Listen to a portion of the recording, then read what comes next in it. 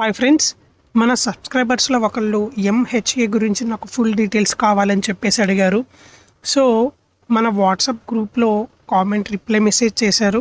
So వాళ్ళ తరపున నేను ఈ వీడియో చేయడం జరుగుతుంది. సో ఎవరైతే ఎంహెచ్ఏకి జాయిన్ అయ్యి స్టడీలో ఉన్నా లేదా ఎంహెచ్ఏ కంప్లీట్ చేసుకొని ఉన్నా సో వాళ్ళకి ఈ వీడియో అనేది చాలా బాగా యూస్ఫుల్ అవుతుంది. సో ఎక్కడ ఈ వీడియోని స్కిప్ చేయకుండా చూడండి. అండ్ ఎవరైనా న్యూ యూజర్స్ చూస్తున్నట్లయితే వెంటనే మన ఛానల్ని సబ్స్క్రైబ్ చేసి ఒక మంచి సపోర్ట్ ఇస్తారని ఆశిస్తున్నాను. అండ్ కింద డిస్క్రిప్షన్లో మన వాట్సాప్ గ్రూప్స్ ఛానల్ లింక్స్ ఉన్నాయి. సో అక్కడి నుంచి మీరు మన వాట్సాప్ ఛానల్స్లో కూడా జాయిన్ అయిపోవచ్చు. సో మన వాట్సాప్ ఛానల్స్లో డైలీ క్విజ్ ప్రజెంటేషన్ అనేది జరుగుతుంది.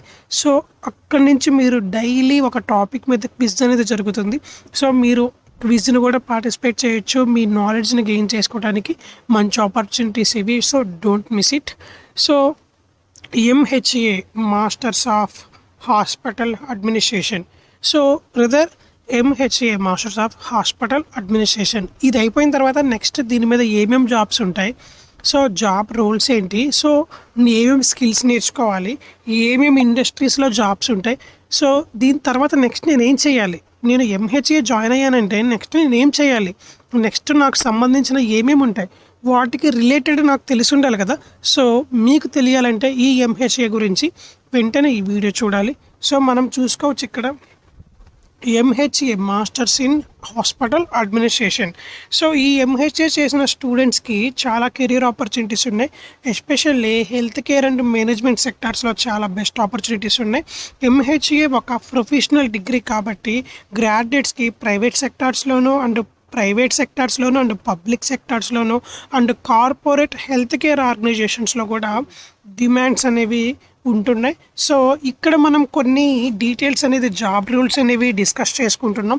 First hospital administration. So hospital అడ్మినిస్ట్రేషన్లో ఎంహెచ్ఏ చేసిన వాళ్ళు జాయిన్ అయిపోవచ్చు. రోల్స్ వచ్చేసరికి hospital administration, operations manager, health care manager. So ఇలాంటి రోల్స్ అనమాట. రెస్పాన్సిబిలిటీస్ డే టు డే ఆపరేషన్స్ని మేనేజ్ చేయటం, స్టాఫ్ని కోఆర్డినేట్ చేసుకోవటం, పేషెంట్స్ కేర్ సర్వీసెస్ని మానిటర్ చేయటం అండ్ హాస్పిటల్ పాలసీస్ని ఇంప్లిమెంట్ చేయటం. సో ఇలాంటివన్నీ హాస్పిటల్ అడ్మినిస్ట్రేషన్ కింద వస్తాయి. Next health care consultancy. So health care కన్సల్టెన్సీలో కూడా మీరు జాయిన్ అయిపోవచ్చు.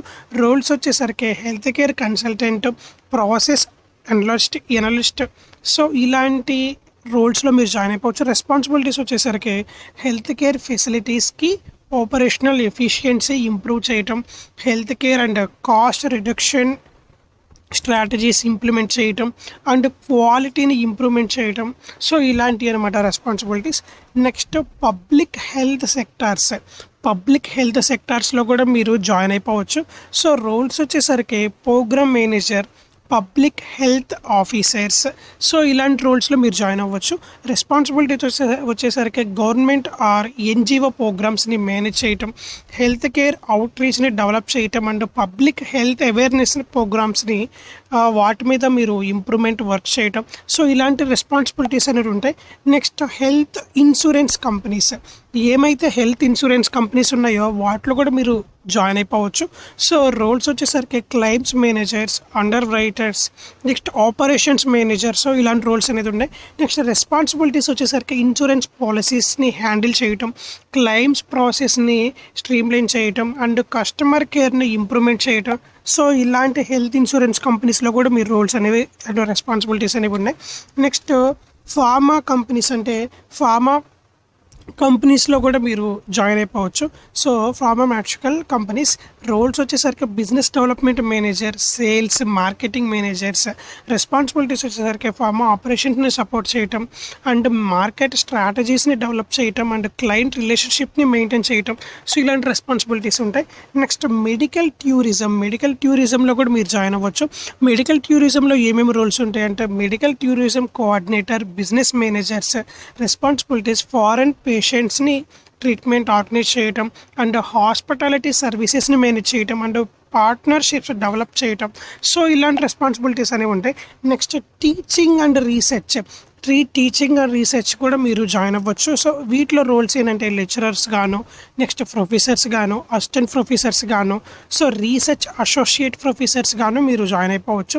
సో రెస్పాన్సిబిలిటీస్ వచ్చేసరికి hospital management or health care సబ్జెక్ట్స్ని టీచ్ చేయటం అండ్ హెల్త్ కేర్ సిస్టమ్స్ మీద రీసెర్చ్ చేయటం. సో ఇలాంటివి ఉంటాయి అన్నమాట. నెక్స్ట్ వచ్చేసరికి స్కిల్స్ రిక్వైర్డ్. అసలు ఏమేమి స్కిల్స్ కావాలి ఎంహెచ్ఏ వాళ్ళకి అంటే లీడర్షిప్ అండ్ మేనేజ్మెంట్ స్కిల్స్ కావాలి. Next knowledge of health care systems and policies కావాలి. Next problem solving and decision making skills కావాలి. And communication and interpersonal skills కావాలి. నెక్స్ట్ టాప్ రిక్రూటర్స్ ఎవరు ఈ ఎంహెచ్ఏ అని చెప్పేసి మీరు చెక్ చేసుకున్నట్లయితే Apollo hospitals, next Fortis health care and Max health care. So government health care organisations like AIIMS, health insurance companies like Star Health, ICICI Lombard and consultancy forms వచ్చేసరికి like Deloitte, KPMG health care divisions.